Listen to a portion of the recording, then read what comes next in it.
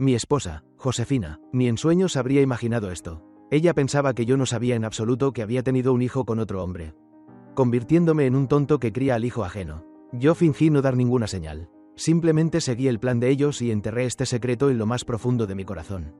Quería esperar hasta el momento en que ellos revelaran todas sus cartas para darles un golpe demoledor.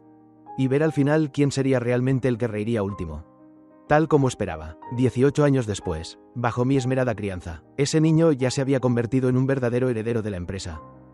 Justo cuando terminé de firmar el acuerdo de transferencia de acciones, Josefina arrojó directamente a mi cara el informe de la prueba de ADN que demostraba que el niño y yo no teníamos relación de sangre. Ella dijo con arrogancia: «Basura inútil, ahora tanto el hijo como la empresa son míos».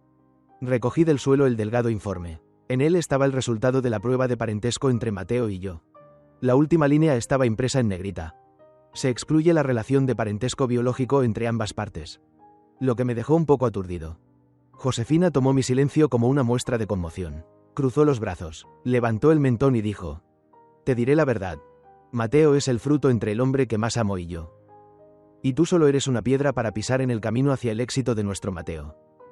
Después de decir eso, se inclinó hacia mi oído y añadió con evidente interés: «Además, criar durante más de 10 años al hijo de otro, ¿no te parece una sorpresa?».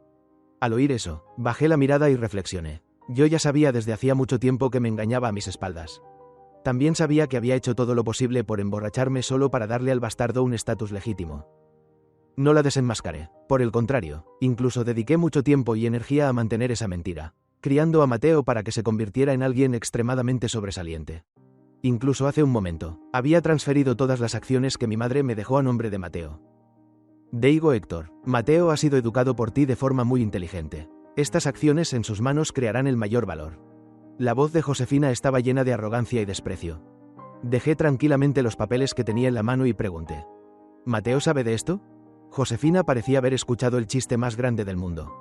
No creerás que por haberlo educado unos años seguirá considerándote su padre, ¿verdad? Se cubrió la boca y se rió durante un buen rato, y finalmente me miró con lástima. Te diré la verdad. Hace mucho que está harto de tu disciplina. Cuando le conté la verdad, estaba incluso más emocionado que yo. Al oír eso, lo entendí y asentí. Al ver que no mostraba ninguna expresión de vergüenza o desesperación, la sonrisa en el rostro de Josefina se desvaneció de inmediato. Golpeó la mesa con fuerza. Si todavía quieres conservar un poco de dignidad, firma de una vez este acuerdo de divorcio. Como agradecimiento por haberlo criado durante todos estos años, te daré una tarjeta con $100.000 estadounidenses. Pero aparte de esa tarjeta, todo lo demás ya no tendrá nada que ver contigo. Revisé el acuerdo de divorcio y descubrí que, después de tantos años de matrimonio, Josefina solo estaba dispuesta a darme $100.000 estadounidenses, tal como había prometido. Como si hubiera leído mis pensamientos, dijo con aire triunfante: «Si te atreves a exigir algo más, le pediré a Mateo que venda inmediatamente las acciones que te dejó tu madre. Para entonces, ni siquiera está garantizado que esta empresa siga existiendo. Y tú, como representante legal de la empresa, si incumples el contrato, tendrás que cargar con una deuda enorme». Antes de que Josefina terminara de hablar, ya había firmado el acuerdo de divorcio. Ignoré la tarjeta bancaria a un palmo de distancia y su mirada atónita. Me levanté directamente y salí de la oficina. Lo dejé todo atrás y caminé sin rumbo por la calle. Un coche deportivo gris oscuro se detuvo lentamente a mi lado. Digo, ¿Josefina te trata así y aún así puedes soportarlo? Escúchame, tienes que confiar en este amigo de la infancia. Esta vez te ayudaré. Definitivamente no dejaré que los demás te menosprecien. Antes de que la puerta del coche se abriera por completo, Carlos ya hablaba indignado por mí. Pregunté con calma: ¿cómo sabes lo que pasó? Carlos puso los ojos en blanco. ¿No miras el teléfono? Josefina ya lo publicó en el sitio web oficial de la empresa. Publicó tanto el acuerdo de divorcio como el de transferencia de acciones. Ahora esos oportunistas que siempre siguen la corriente no saben ni cómo pisotearte. Yo seguía sin mostrar mucho interés. No era nada extraño. Carlos era precisamente el amante de Josefina. En aquel entonces los tres estudiábamos en la misma escuela. Josefina era muy juguetona y Carlos estaba enamorado de ella. Aunque yo no tenía sentimientos por ella, bajo algunas de sus maniobras especiales, aún así terminé casándome con ella. Después de casarnos, quizá por mi actitud demasiado fría o por alguna otra razón, los sentimientos entre ellos dos comenzaron a calentarse gradualmente. No pasó mucho tiempo antes de que superaran la etapa ambigua y empezaran una relación secreta a mis espaldas. Al ver que no decía nada, Carlos pareció decepcionado, suspiró profundamente y dijo: «Olvídalo, Te presentaré algunos proyectos que seguro darán ganancias. Solo invierte y te garantizo que no perderás. Hay que hacer que esa bruja de Josefina vea que el oro brilla donde sea. Al ver a Carlos rechinar los dientes y planear estrategias para ayudarme, casi no pude contener el desprecio en mi corazón. Estaba celoso de que Josefina, sintiéndose culpable, me hubiera dado $100.000 estadounidenses, y ahora quería engañarme para que pidiera dinero prestado e invirtiera en algunos proyectos basura para terminar arruinado. De verdad no esperaba que Carlos pudiera idear algo así. Justo cuando iba a seguir persuadiéndome, lo rechacé directamente. No hace falta, creo que así está bien. ¿Para qué preocuparse por las miradas de los demás? Al oír eso, Carlos abrió la boca pero no pudo decir nada. Pasé a su lado para irme, pero él aún no se rendía. Con tono despiadado dijo: te considero un hermano, por eso elegí ayudarte cuando estás en dificultades. Si no aceptas este gesto, entonces en el futuro tampoco seremos hermanos. Me detuve. Carlos creyó que ya me había convencido y estaba a punto de seguir persuadiéndome cuando lo interrumpí. Como quieras. Sin prestar atención a su rostro desagradable, me alejé. Después de unos pasos, detrás de mí se escuchó a Carlos rechinar los dientes diciéndome que no me arrepintiera. Un momento después, sonó el teléfono. Era mi padre, quien llevaba varios años viajando por fuera sin contactarme. Apenas contesté, una voz familiar llena de autoridad y tono de orden llegó desde el otro lado. Ya sé lo de Josefina. Solo te exijo una cosa. No hagas grande este asunto. Y pase lo que pase, Mateo sigue siendo mi único nieto. Si permites que hablen mal de mi hijo, declararé públicamente que rompo la relación de padre e hijo contigo. Escuché con indiferencia sus interminables amenazas. En mis recuerdos, desde que mi madre murió hasta ahora, este padre mío no me había dicho ni siquiera tantas palabras como las de hoy. La razón de su reacción tan anormal era que Carlos era precisamente el hijo que tuvo con su amante. Mi padre era pobre, en la universidad repartía folletos en la calle, y gracias a su rostro logró atraer la atención de mi joven madre rica, entrando con éxito a la familia de mi lado materno como yerno. Mientras mi madre vivía, él interpretaba el papel de un hombre gentil y dedicado a la familia, pero a espaldas suyas mantenía una relación apasionada con su amor de la infancia en el pueblo. Incluso tuvieron un hijo juntos, Carlos.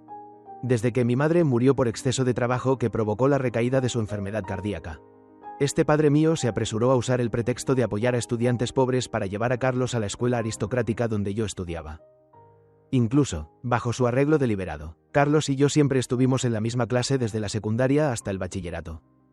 En aquel entonces yo aún no sabía la verdad, y por esa extraña coincidencia llegué a considerar a Carlos como un hermano. No fue hasta que crecí y empecé a hacerme cargo de la empresa bajo los arreglos de mi abuelo cuando descubrí las cosas sucias que mi padre había hecho a espaldas de mi madre. Y también fue entonces cuando encontré las pruebas de que Josefina le era infiel con Carlos. En ese momento, mi abuelo llevaba medio año muerto, y mi padre tenía en sus manos las acciones que mi madre le había dejado. Solo un 6% menos que yo. Todo me obligaba a mantener la calma. Justo en ese momento, Josefina me dio la buena noticia de que estaba embarazada. Así fue como un plan comenzó a formarse gradualmente en mi mente. Daigo, ¿te has quedado sordo o mudo? ¡Qué falta de modales! Tu madre realmente no te educó bien. Al oír la voz de una mujer mezclada vagamente entre los gritos furiosos de mi padre al otro lado del teléfono, respondí: ya lo sé, no le pondré las cosas difíciles a Josefina y a su madre. Después de todo, ver a Mateo hacerse cargo de la empresa con estabilidad es lo que más deseo. Al parecer, la otra parte no esperaba que fuera tan fácil hablar conmigo, y el silencio se prolongó por un momento. Tras colgar el teléfono, Carlos pasó arrogantemente a mi lado conduciendo su superdeportivo. Yo, por mi parte, me di la vuelta con la intención de regresar a la antigua casa. Como no tenía dinero ni teléfono, cuando llegué caminando a la vieja casa ya era de noche. Tal como esperaba, poco después un mayordomo desconocido se acercó a mí. Señor Héctor, la señora ha dicho que saque sus cosas y se marche. Asentí ligeramente y volví a entrar por aquella puerta familiar, pero el interior había cambiado por completo. Las flores que mi madre había plantado en el jardín habían sido arrancadas todas. Y la fuente frente a la puerta principal también había desaparecido por completo. Tras recorrer con la mirada el patio, caminé hacia mi antigua habitación. Dentro estaba vacía, casi no quedaba nada.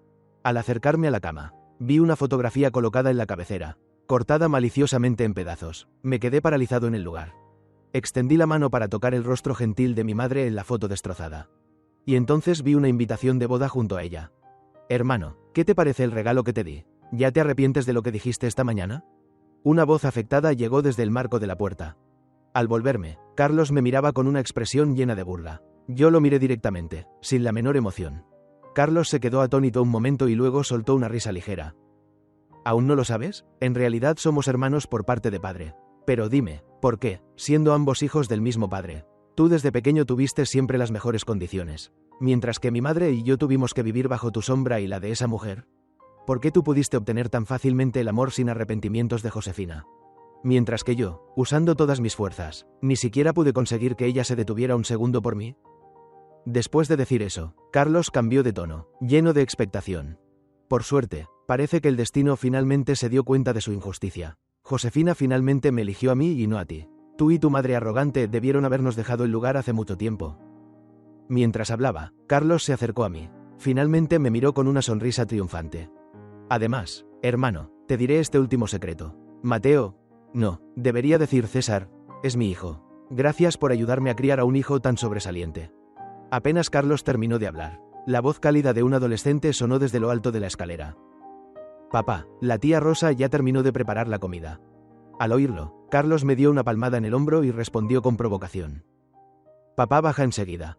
Yo no dije nada más. Recogí cuidadosamente la fotografía y guardé las pocas prendas que quedaban en el armario dentro de una maleta que ya había preparado. Cuando bajé las escaleras con la maleta, Carlos me miró de arriba abajo y dijo con desprecio.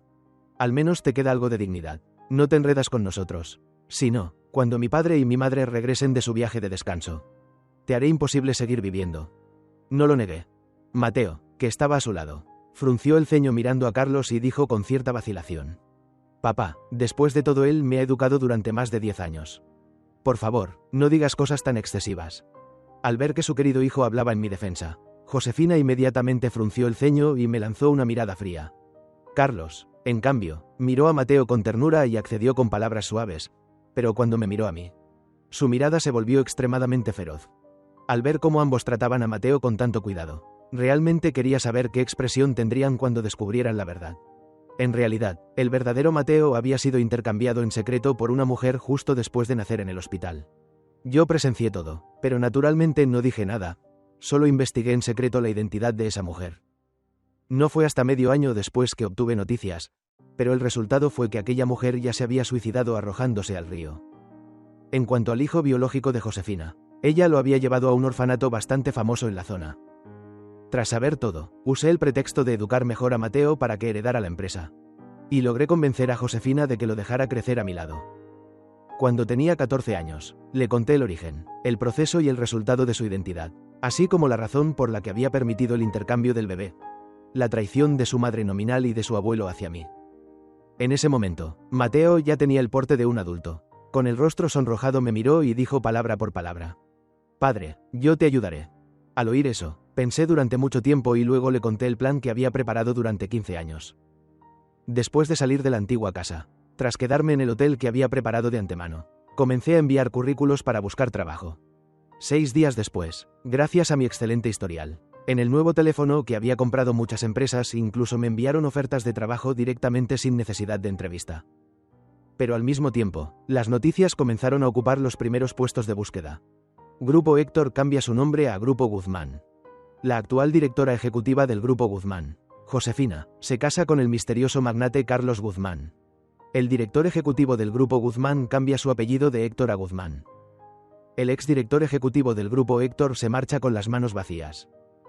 Carlos incluso envió con entusiasmo una invitación de boda idéntica a la que había dejado junto a mi cama al hotel donde me hospedaba. Arrojé casualmente la invitación dorada a la papelera y luego comparé cuidadosamente varias de las empresas que me habían enviado ofertas. Al día siguiente, justo cuando envié mi confirmación para aceptar un puesto que me gustaba bastante. Al segundo siguiente, el Departamento de Recursos Humanos respondió directamente que el puesto ya estaba cubierto y que por el momento ya no lo necesitaban. No podía creerlo y revisé el historial de conversación. Claramente media hora antes aún esperaban sinceramente que fuera la empresa. Mientras estaba aturdido, varias empresas más también me devolvieron mi currículum. Una encargada de recursos humanos incluso me recordó contacto que no debía ofender a alguien a quien no debía ofender. Inmediatamente entendí y abrí la lista de tendencias de búsqueda. Efectivamente, mi padre acababa de regresar para asistir a la boda y, emocionado en el escenario, insinuó que ya no tenía ninguna relación de padre e hijo conmigo. Los grandes y pequeños empresarios que estaban sentados debajo comprendieron inmediatamente quién tenía más peso. Y al instante comenzaron a evitarme como si fuera una bestia peligrosa. Pero a mí no me importaba. Mi padre nunca había gestionado la empresa, solo sabía aferrarse a las acciones. Carlos era un completo inútil, y Josefina ni siquiera merecía mención. Así que al final todo seguiría desarrollándose en la dirección que yo había previsto. Lo que no esperaba era que, unos días después, Mateo me llamara para decirme que Carlos insistía en hacerse cargo del trabajo de la empresa y quería enviarlo a la base para que se curtiera, con el pretexto de que así podría gestionar mejor la empresa en el futuro. Incluso mi padre y Josefina estaban de acuerdo con la propuesta de Carlos. Ante la pregunta de Mateo sobre hasta dónde podía llegar, pensé un momento y respondí con calma. Como quieras. Después Mateo preguntó algunas cosas más y colgó para encargarse de Carlos. Yo, mientras tanto, me quedé frente al ordenador organizando las pruebas que había reunido a lo largo de los años. Sin darme cuenta, afuera ya estaba completamente oscuro. Cuando desperté ya era el mediodía del día siguiente. Encendí el televisor del hotel y la noticia financiera sobre la caída continua de las acciones del Grupo Guzmán en las últimas 24 horas saltó inmediatamente a la vista. No pude evitar presionar mis sienes. Ese chico Mateo realmente sabía elegir caminos arriesgados. Justo en ese momento, llegó un mensaje de Mateo con un vídeo de vigilancia. En el vídeo, Carlos estaba arrodillado obedientemente en el suelo, mientras mi padre golpeaba el suelo con un bastón y le preguntaba furioso cómo había podido manejar los negocios de esa manera. Luego le dijo que tenía dos opciones, o largarse de la empresa o ir a la base para aprender bien desde abajo. Después de decir eso, tampoco olvidó tirar de Mateo para elogiarlo sin parar, diciendo que su nieto realmente tenía capacidad y que antes había gestionado la empresa con orden impecable. Carlos, que estaba arrodillado y algo inconforme, levantó el mentón con orgullo y dijo con una expresión satisfecha: que el viejo pierda contra su propio hijo no es una pérdida. Al ver la actitud tan desvergonzada de Carlos, mi padre se enfureció y le lanzó el bastón. Finalmente, gracias a las mediaciones de Josefina y del amante que ya había entrado en la casa, todo fue calmándose poco a poco. Después de ver el vídeo, dejé el teléfono sobre el sofá y repasé en mi mente todo lo que había sucedido en los últimos días. Cuando estaba revisando apenas la mitad, sonó el teléfono. Era el director del orfanato al que suelo hacer donaciones. Después de contestar, la voz algo vacilante del director se escuchó al otro lado. Hola, señor Héctor, los niños del orfanato lo extrañan mucho. Todos están bien, solo que algunos no han podido mantener una buena nutrición y están un poco delgados. Sus palabras eran ambiguas. Cualquier persona perspicaz habría entendido la insinuación. Pero fingí no darme cuenta y respondí con indiferencia. Ah, ¿sí? Entonces arreglaré un momento para pasar a ver a los niños. El hijo biológico de Carlos y Josefina también está en este orfanato. De paso podría ver cómo se encuentra ahora. Aunque el director no entendía por qué yo, que hasta ahora solo transfería dinero, de repente quería ir en persona. Aún así aceptó de inmediato.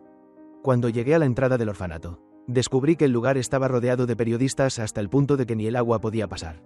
Al mirar hacia adentro, vi que era Josefina, protegida por un grupo de guardaespaldas, entrando en el orfanato. Fruncí ligeramente el ceño. ¿Acaso habían descubierto que Mateo no era su hijo biológico? Mientras aún lo pensaba, la pancarta que los guardaespaldas desplegaron disipó mis sospechas. Señora Josefina dona 2 millones de USD para apoyar el funcionamiento normal del orfanato. Los periodistas frente a la entrada tomaron fotos frenéticamente de la pancarta. Y luego se precipitaron dentro del orfanato, que normalmente estaba desierto. Yo también entré detrás de ellos. Apenas crucé la puerta, vi a 3 o 5 niños mirando curiosos hacia este lado. Josefina estaba rodeada por periodistas, repartiendo bocadillos a algunos niños de mirada temerosa mientras innumerables cámaras la grababan. Recorrí el lugar con la mirada y no fue difícil descubrir a un joven de 17 años sentado en los escalones. Por su mirada sombría y su apariencia extremadamente similar a Carlos cuando era joven, era imposible que no lo reconociera. Así que cambié de dirección y caminé hacia él, sentándome finalmente a 3 metros de distancia. El joven no mostró ningún interés por mi presencia. Su rostro seguía sombrío mientras observaba la escena animada a lo lejos. Fingí preguntar casualmente: ¿por qué no vas a recoger algo? El joven me ignoró por completo. Entre sus cejas se notaba claramente una ira reprimida. Al ver eso, tampoco dije nada y desvié la mirada hacia los niños que sostenían felices sus útiles escolares. En realidad, comencé a prestar atención a este grupo especial de personas cuando investigaba el origen de Mateo. Desde entonces, cada pocos meses hacía donaciones aleatorias a orfanatos de todo el país. Quizás era una forma de compensar mi indiferencia de aquel año. Solo a este orfanato lo financiaba todos los meses. Mientras pensaba en eso, una voz llena de amenaza se escuchó a mi lado. Lárgate, si sigues aquí, te mato ahora mismo.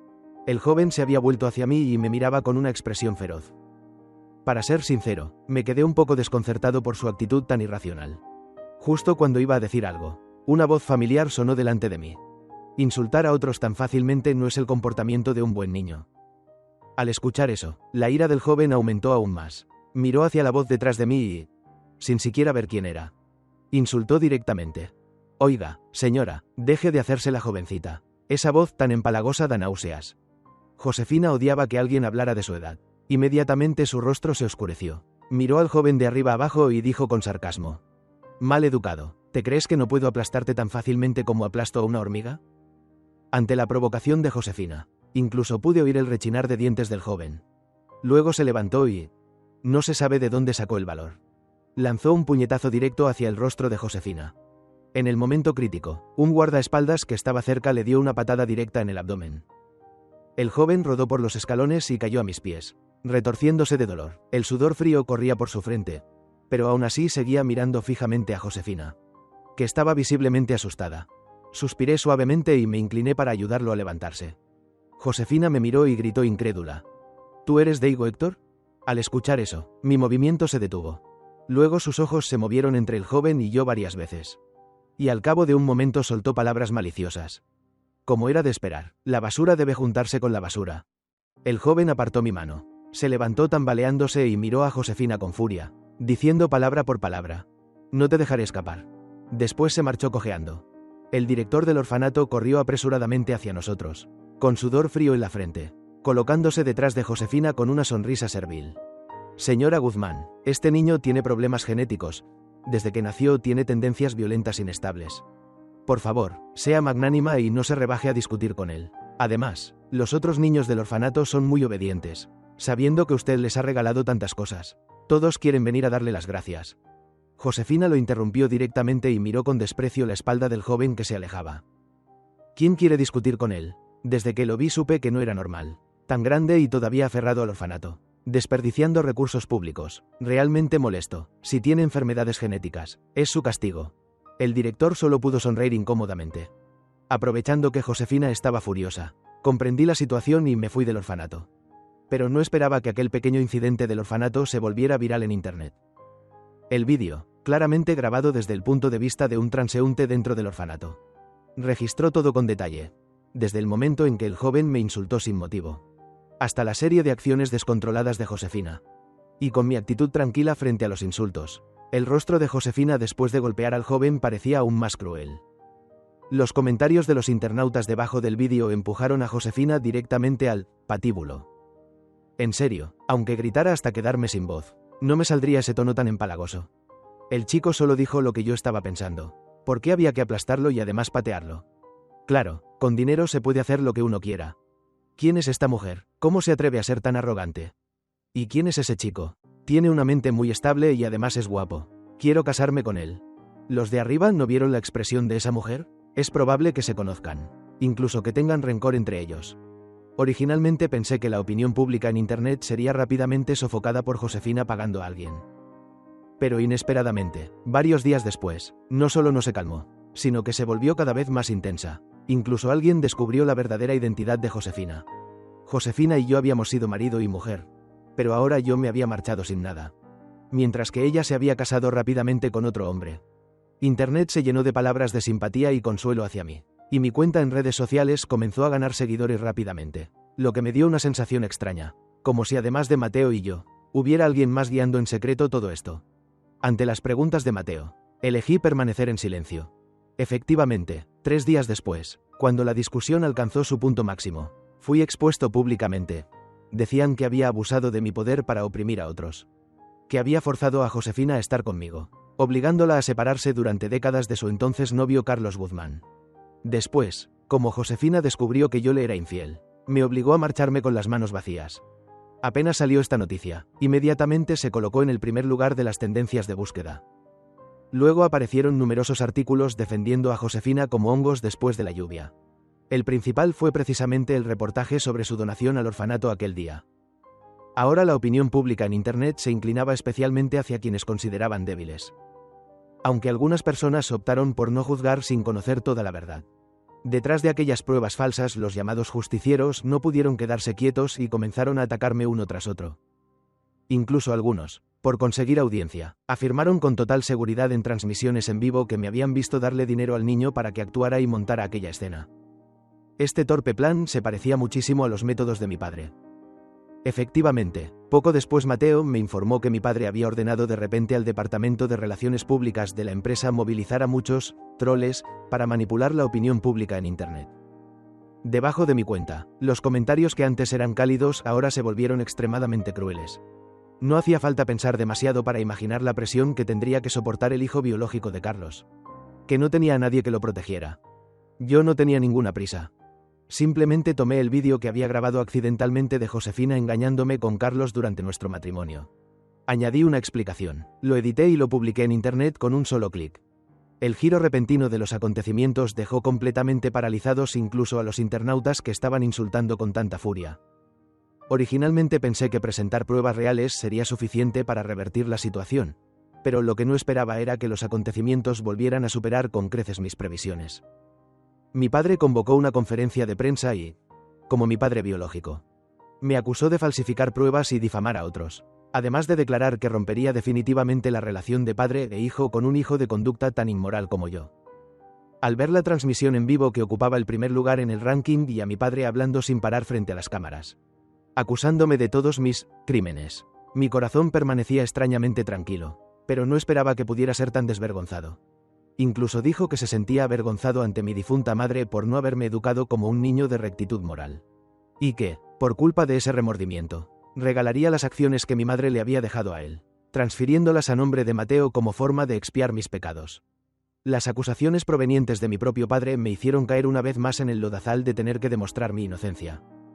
Pero no hice lo que ellos esperaban. En lugar de eso, cambié de teléfono y de cuentas, y usé el dinero que Mateo me había enviado para permanecer en silencio en el hotel. Así pasaron 2 meses. Durante ese tiempo Mateo me informaba ocasionalmente del progreso. Primer mes. Mateo tomó con éxito las acciones que estaban en manos de mi padre, y el total de acciones que poseía directamente alcanzó el 70% de toda la empresa. Segundo mes. Mateo eliminó por completo a los informantes de mi padre, aunque mi padre notó algo extraño. Era demasiado estúpido y siempre era engañado por Mateo, creyendo que aquellos informantes que de repente renunciaban lo hacían por simple coincidencia. Incluso, bajo las dulces palabras de Mateo, terminó transfiriéndole también la vieja casa. Hasta hoy, los activos de la empresa, así como el dinero que mi padre había acumulado en secreto, ya estaban en manos de Mateo. Y yo también hice la primera llamada telefónica a mi padre desde que vi con claridad su verdadero rostro. Le propuse reunirnos toda la familia en la antigua casa para prepararme a disculparme en persona por lo ocurrido antes. Mi padre al otro lado del teléfono no mostró mucho interés, pero quizá al imaginar la escena de su propio hijo biológico inclinándose humildemente para pedir perdón, aceptó de inmediato. Después de colgar, miré los 2 informes de pruebas genéticas que tenía en la mano. Uno era de Mateo y Carlos. El otro era del joven del orfanato y Carlos. No sabía qué reacción tendrían los 3 cuando vieran esos 2 documentos. Así que al día siguiente acudí puntualmente a la cita. Sin embargo, la puerta frente a mí no mostraba ninguna señal de abrirse. Sin duda, aquello era una prueba de mi padre para mí, para ver si realmente había venido a disculparme o si pretendía usar el pretexto de una disculpa para perjudicar a su querido hijo. No me importó en absoluto. Me senté directamente sobre el pedestal de mármol junto a la puerta. El tiempo pasó poco a poco y, sin darme cuenta, ya había transcurrido 1 hora. Justo cuando estaba pensando en buscar algún lugar para almorzar, la puerta se abrió de repente. Al entrar en la antigua casa, familiar y extraña al mismo tiempo, sentí como si hubiera regresado a aquellos tiempos en que mi madre me llevaba de la mano para enseñarme a caminar. Cálidos y hermosos. Cuando entré al salón, el sirviente que me había guiado se retiró discretamente. Mi padre estaba sentado en el sofá leyendo el periódico. Carlos estaba quitando cuidadosamente las semillas de una pitahaya para Josefina, que se estaba arreglando las uñas con tranquilidad a su lado. En medio del silencio, Mateo bajó las escaleras frotándose los ojos con sueño. Al verme, se quedó congelado por un momento y luego miró a Carlos fingiendo no entender nada. En ese momento, Carlos finalmente detuvo lo que estaba haciendo y explicó a Mateo de forma improvisada. Daigo se dio cuenta de su error y vino a disculparse con tu madre. Después de decir eso, me miró con desprecio. ¿Qué esperas? Empieza. Al oír eso, abrí la carpeta que tenía en la mano. Saqué 2 hojas y las coloqué frente a Carlos, diciendo con sinceridad: lo siento, en aquel entonces hubo un pequeño error en el hospital y se llevaron al niño equivocado. Pero lo que es aún más curioso es que el niño con tendencias violentas del orfanato que vimos el otro día es en realidad el hijo biológico de ustedes dos. Al segundo siguiente, Josefina se levantó de un salto, sin importarle las uñas que estaba arreglando, y arrebató los dos papeles antes que Carlos. Su rostro estaba lleno de desdén, como si estuviera a punto de desmontar personalmente mi conspiración. Pero cuando sus ojos se posaron en el resultado del examen en la última línea, se quedó paralizada en el lugar. La expresión anormal en el rostro de Josefina hizo que incluso alguien tan tranquilo como mi padre ya no pudiera permanecer sentado. En ese momento Mateo también caminó tranquilamente hasta ponerse a mi lado. Miró las expresiones cambiantes en los rostros de los tres y sonrió ligeramente mientras les recordaba. Un consejo: en lugar de perder el tiempo enfadándose, mejor revisen sus teléfonos. Al ver al joven de sonrisa traviesa a mi lado, por curiosidad también saqué mi teléfono. Lo que no esperaba era que Mateo hubiera instalado cámaras de vigilancia en la casa y hubiera grabado claramente cómo los tres discutían tranquilamente la manera de manipular la opinión pública para hundirme en el barro. Incluso utilizó la cuenta oficial de la empresa para publicar ese vídeo y etiquetó mi cuenta debajo. Al ver esto, entré directamente en mi página personal. Debajo del único vídeo aclaratorio, los internautas ya estaban discutiendo ferozmente. No puede ser, ¿esta empresa cree que los internautas somos monos? ¿Esto cuenta como exponerse a sí mismos? Eso de ando juzgar sin conocer toda la verdad realmente tiene valor. Entonces, en este mundo falso, ¿a quién se supone que debo creer? Es un vídeo de vigilancia. No está claro como la luz del día si es real o falso. Mi padre sacó el teléfono con manos temblorosas. Después de verlo, su rostro se oscureció y se desmayó en el acto. El lugar se volvió inmediatamente caótico. En medio de esa situación, Mateo volvió a presionar ligeramente su teléfono, y una larga publicación escrita desde su punto de vista apareció en internet, reemplazando el vídeo de vigilancia. ECHE con acento agudo un vistazo por encima. En esencia era una presentación de mi propia identidad, aclarando de manera tajante mi relación con aquellas tres personas, y en medio incluso insertaba el asunto de que mi abuelo y mi madre nominal habían tenido una aventura después de que mi abuela falleciera. El tono era tan agudo que resultaba estremecedor. En verdad no desmerecía ser un niño educado por mí. Este artículo no solo resolvió las dudas que los internautas tenían en el corazón, sino que también puede considerarse como el cierre definitivo del escándalo de opinión pública de esta vez.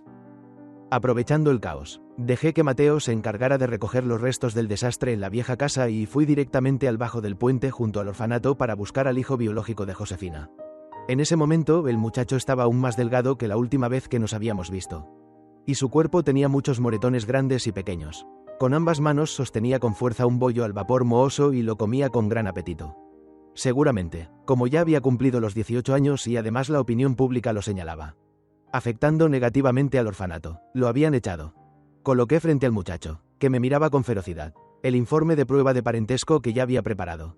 Esta es la información sobre tus padres biológicos.